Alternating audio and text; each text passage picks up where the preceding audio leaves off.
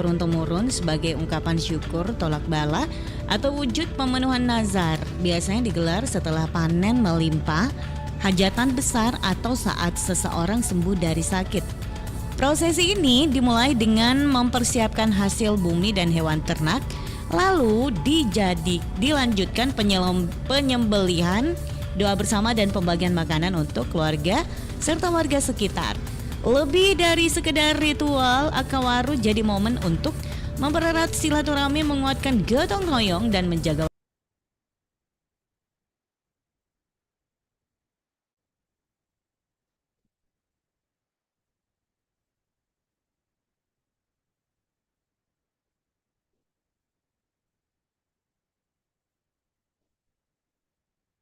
Ini kan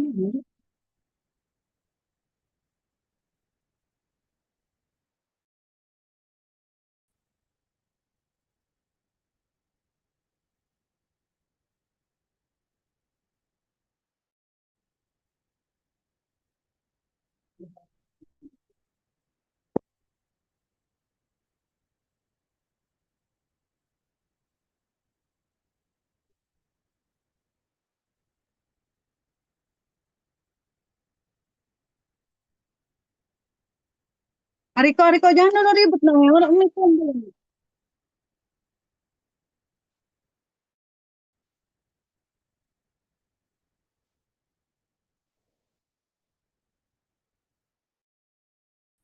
Oh,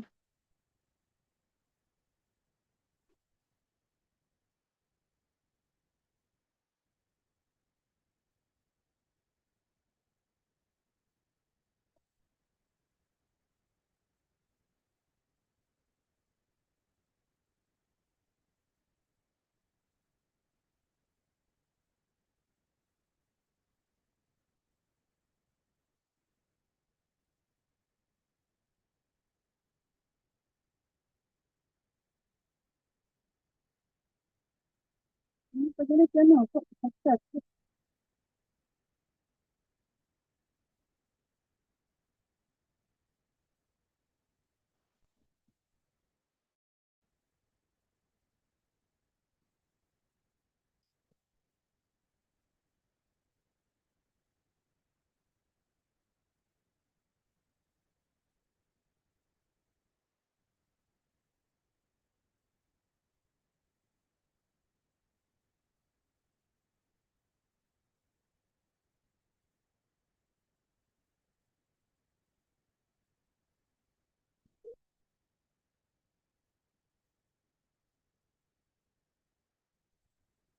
boleh, ini betul.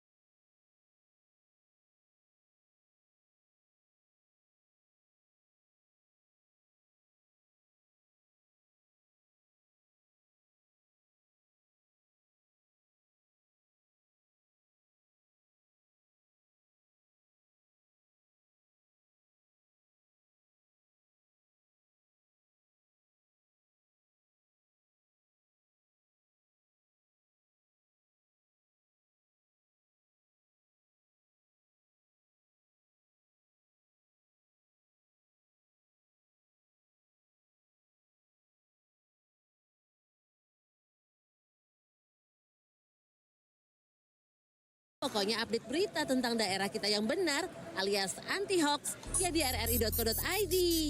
rri.co.id, sumber terpercaya dan teraktual. Assalamualaikum warahmatullahi wabarakatuh. Hai, selamat siang sahabat budaya dimanapun Anda berada. Senang sekali untuk siang hari ini saya Dewi Satriani kembali lagi menjumpai Anda di program acara kita yaitu Teras UMKM. Ya sahabat budaya, gimana kabar tak? Mudah-mudahan sehat walafiat ya. Amin ya rabbal alamin. Di Teras UMKM kita akan menghadirkan obrolan ya. Ini akan membahas terkait dengan storytelling marketing, menjual budaya bukan sekedar produk. Dan melalui Zoom kita sudah tersambung dengan narasumber kita. Beliau adalah pendamping proses produk halal atau penyelia halal ya sahabat budaya. Ada Ibu Heriani Lahe SE RHA. Iya, kita langsung aja menyapa beliau. Assalamualaikum warahmatullahi wabarakatuh Ibu Heriani. Halo Bu Heriani, Assalamualaikum. Selamat siang. Waalaikumsalam warahmatullahi wabarakatuh. Iya, Bu Heriani Yang bisa gitu, dikasih Mbak. besar suaranya biar Dewi bisa dengar dengan jelas. Oh, Iya. Waalaikumsalam warahmatullahi wabarakatuh. Agak Gimana? kecil. Sudah dengar, Mbak? Masih agak kecil kecil. ya? Iya. Mm-mm. Oh, Oke, aman, mantap. menit. Alhamdulillah. Aman. aman. Bu Heriani, gimana kabarnya hari ini? Alhamdulillah, hari ini cuaca mendung tapi semangatnya tetap membara. Wah, mantap. Semangat harus tetap membara. Itu yang utama Bu Heriani, biar kita lebih menyelesaikan Siap. tugas-tugas kita dengan baik dan tuntas ya. Iya. Betul, Jadi betul, Mbak. Bu Heriani nanti topik kita yaitu storytelling marketing menjual budaya bukan sekedar produk. Dan kita juga undang partisipasi sahabat budaya. Betul. Nah, ini menurut sahabat budaya nih, ada kopi yang harganya 5.000 tapi ada juga yang harganya 50.000 gitu. Padahal sama-sama kopi ya. Apakah karena ada ceritanya nih? Betul. Oke, jadi coba share dong lewat WhatsApp atau media sosialnya kita karena kita lagi siaran langsung melalui Facebook maupun melalui YouTube ya di Pro 4 RRI Makassar atau di layanan telepon WhatsApp-nya kita 0811 400 9250. Baik, Bu Heriani, kita langsung dengan pertanyaan kita ya, boleh nggak?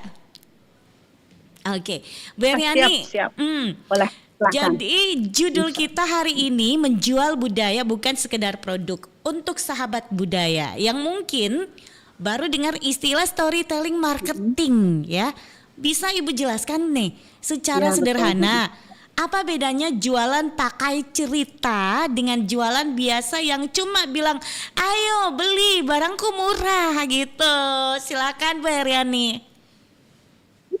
Ya, mungkin storytelling ini bukan hal yang baru ya. Iya. Mungkin kita udah biasa melakukan, cuma kita nggak tahu bahwa kita itu sedang melakukan storytelling mengenai produk kita. Jadi kalau storytelling itu sederhananya bagaimana mempromosikan produk atau merek dengan menciptakan hubungan emosional dengan pelanggan. Jadi kita gimana ya? Ada terikatan ya. Artinya dengan sebuah cerita. Dengan cerita itu customer akan mengingat terus, saya beli ini, dia ingat cerita kita gitu. Iya. Jadi dia ingat cerita kita, jadi ada hubungan di situ, terikatan. Jadi akhir dari terikatan itu ya mungkin ada transaksi ya.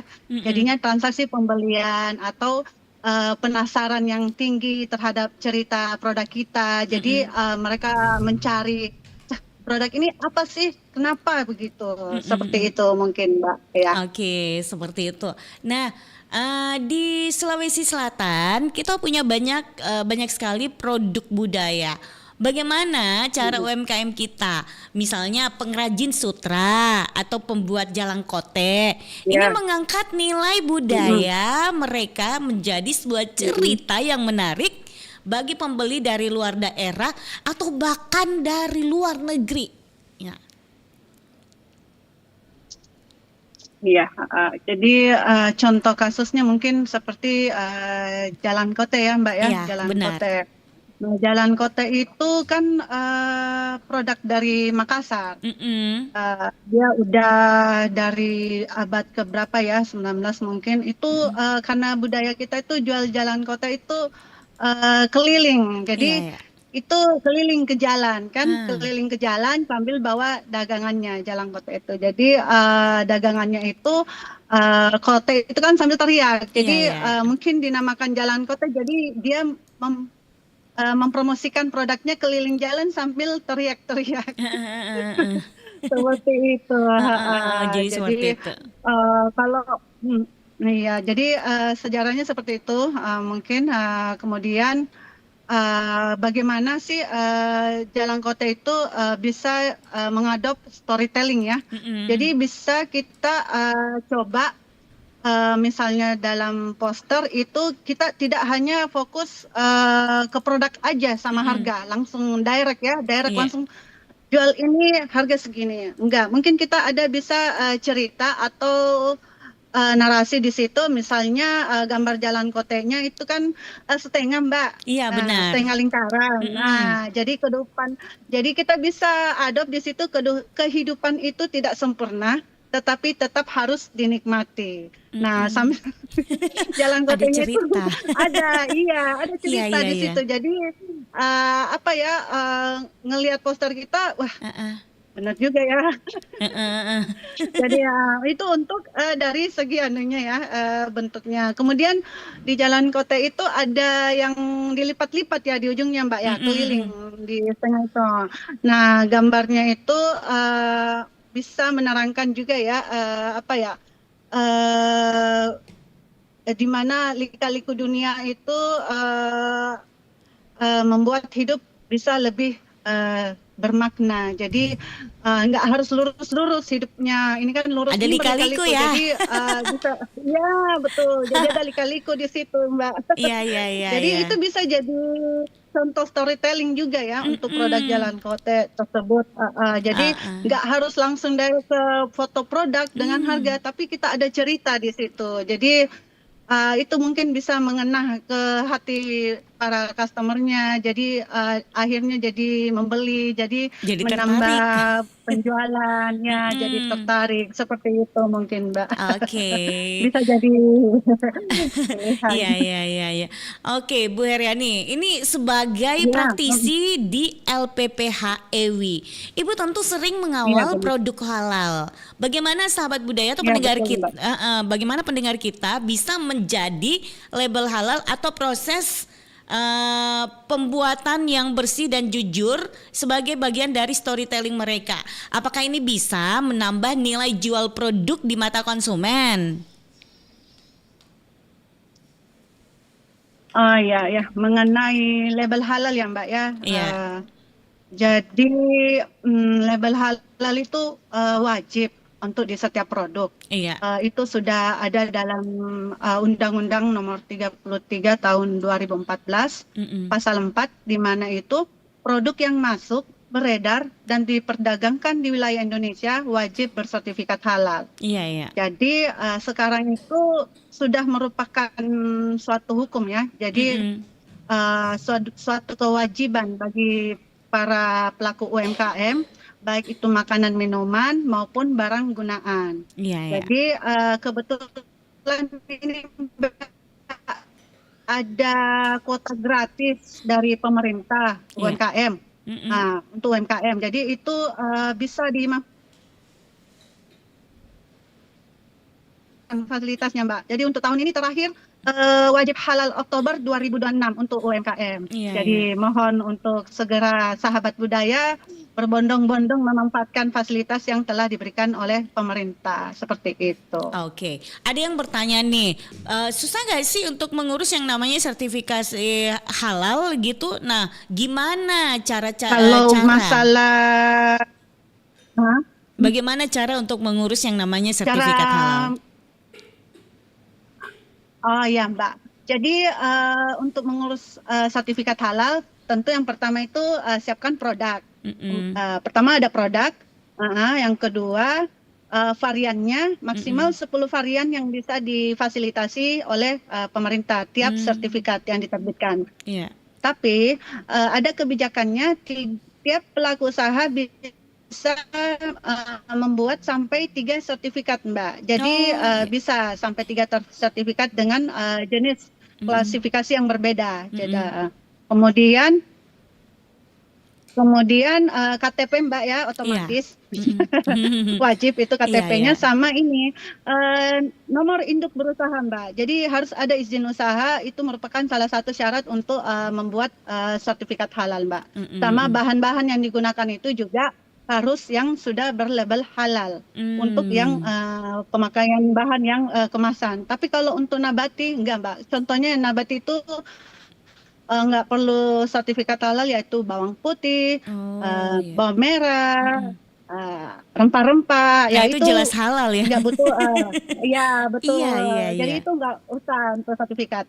Tapi kalau bahan-bahan yang lain, Mbak, seperti yang gula merah, dia kan sudah mengalami proses. Nah, Oh, proses ya. itu berarti gula merahnya itu wajib ada sertifikat halalnya, baru bisa digunakan untuk UMKM untuk masuk juga untuk mensertifikasi produknya sendiri, seperti itu. Oke, bagaimana itu yang dinamakan halal itu? Apakah dia harus dicek dulu bahan-bahannya apa aja, prosesnya menggunakan alat apa atau kayak gimana nih, Bu?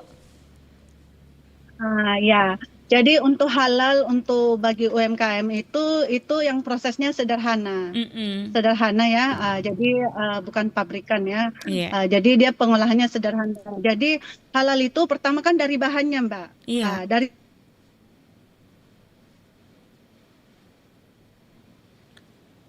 Iya, halo. Halo Bu Heriani.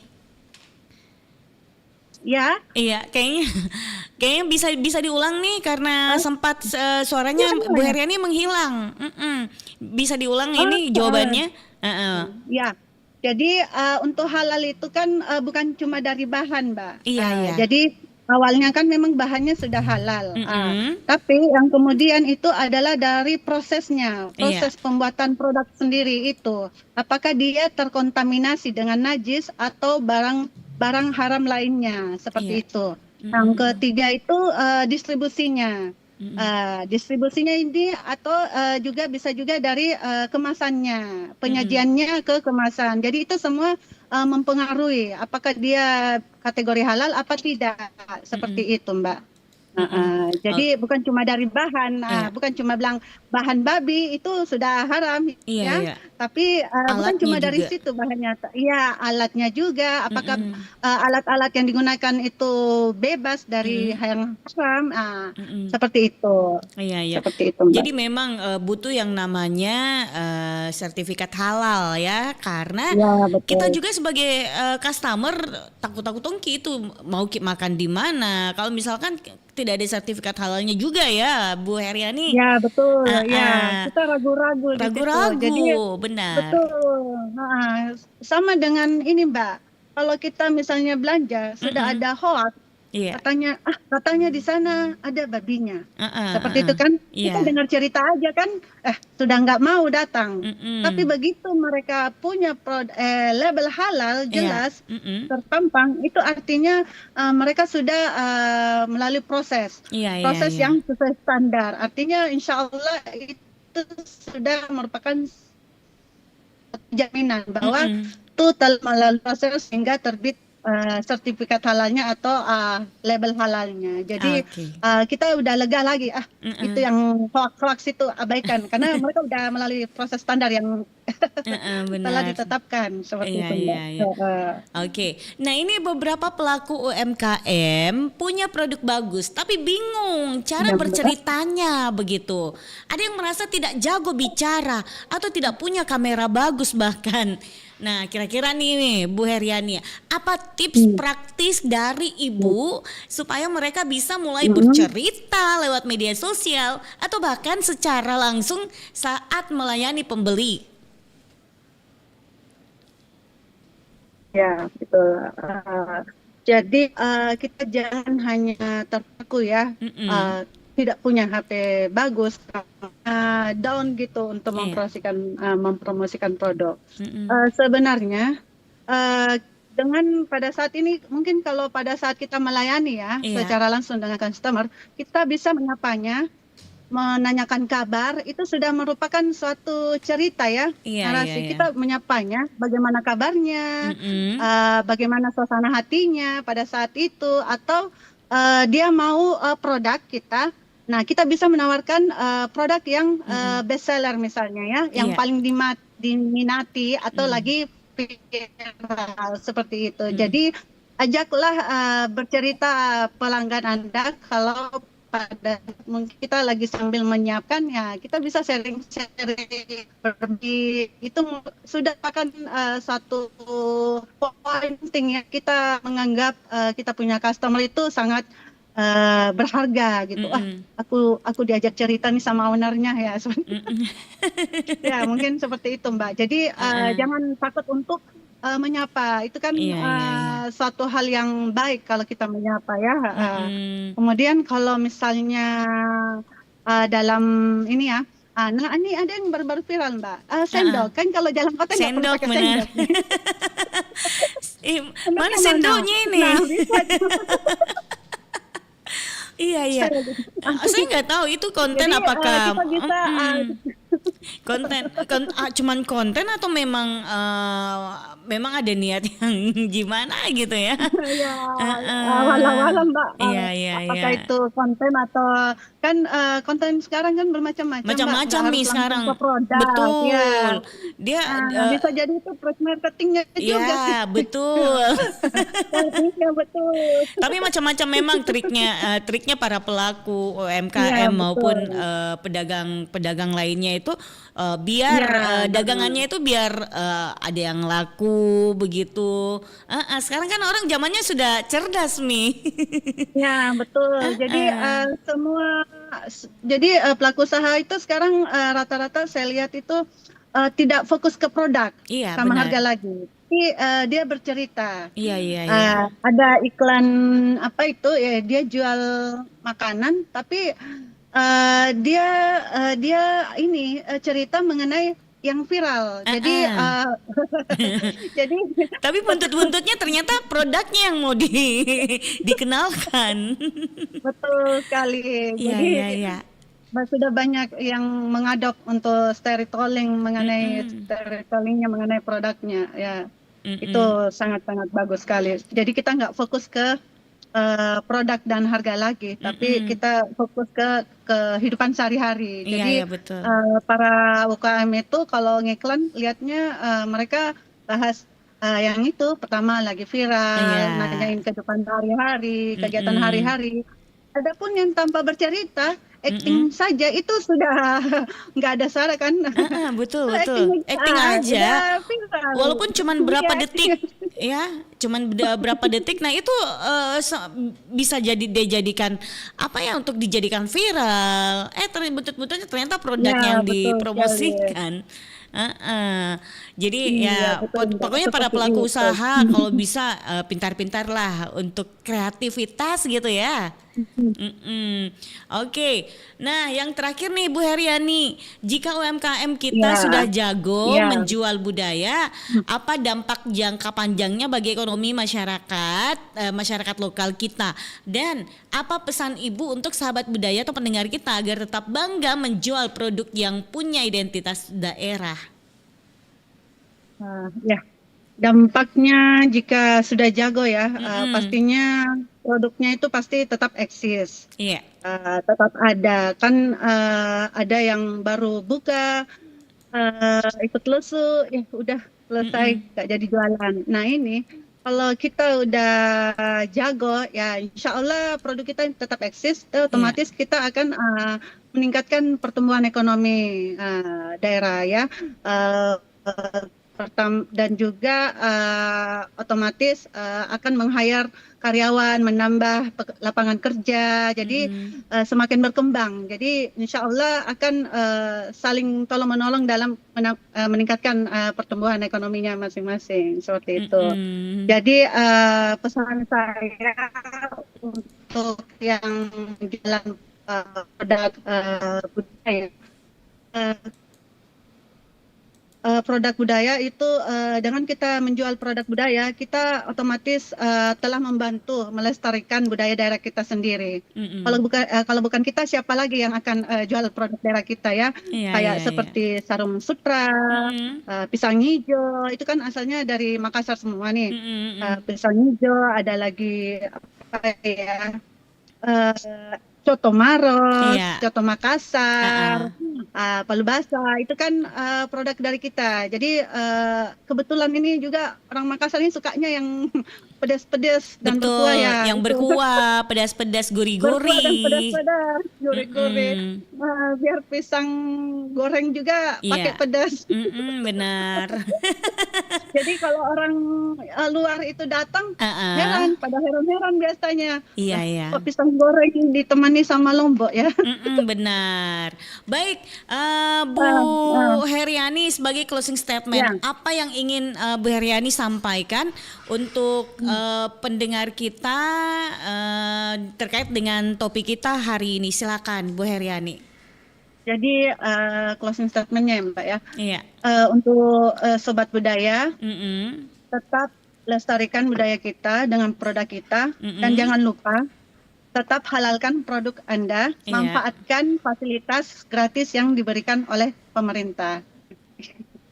Oke. Itu ya Mbak. Baik, kalau begitu Bu Heriani, kita tuntaskan dulu sampai sini kebersamaan kita di program acara yaitu Teras UMKM. Semoga bisa menjadi manfaat untuk para pendengar kita yang saat ini mendengarkan Pro 4 RRI Makassar, terkhusus untuk para pelaku UMKM yang baru memulai bisnis atau usahanya ya. Baik Bu Ya. Heriani, terima kasih atas perhatian tak, sehat ki selalu, makin Amin. sukses ya. Selamat melanjutkan aktivitasnya Amin. kembali. Assalamualaikum warahmatullahi Amin. wabarakatuh. Sampai jumpa. Waalaikumsalam warahmatullahi wabarakatuh.